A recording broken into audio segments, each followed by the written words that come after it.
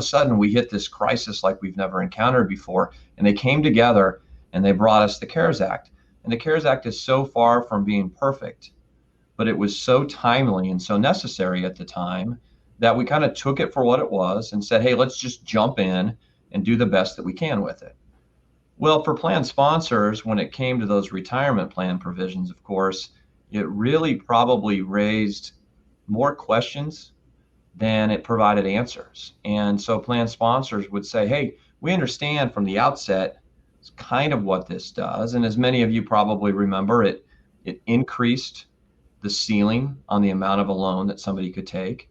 It gave individuals the ability to not make loan repayments for the rest of 2020. It provided people access to a special distribution of up to $100,000. It was called a coronavirus related distribution. And then also it took those required minimum distributions, which are the ones that are customarily required to be made once a participant hits age 70 and a half, and in the future it'll be age 72, and said you don't have to make those this year. So the CARES Act did all those things for us, and a lot of plan sponsors and record keepers said, hey, let's jump in, let's put them into place, and then we'll figure out the rest later. Well, guess what? It's later now. And so, this newsletter that we kind of flashed up in front for people to be able to see references the fact that the IRS came in a very helpful manner in the last couple of weeks and said, hey, we're going to give you a lot of guidance here. We're going to issue 3 big notices. IRS Notice 2020-50, -51, and -52. And that information from the government helps all of you understand, how do we practically do this?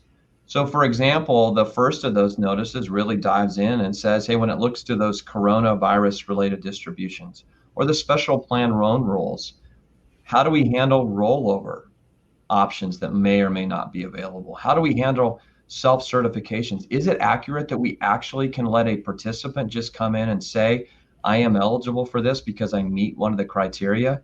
And we as the plan sponsor can merely say, okay, guess what? The answer is yes. The IRS has confirmed that we have broad latitude to be able to do that. And that's within that IRS notice structure that I just described. Furthermore, the IRS said, boy, we're starting to understand that you have people out there who want access to these higher loans, or they want access to the coronavirus related distribution, and maybe they don't quite meet the criteria that were in the statute. But the IRS said, we really want to try to facilitate that. We want your people to have access.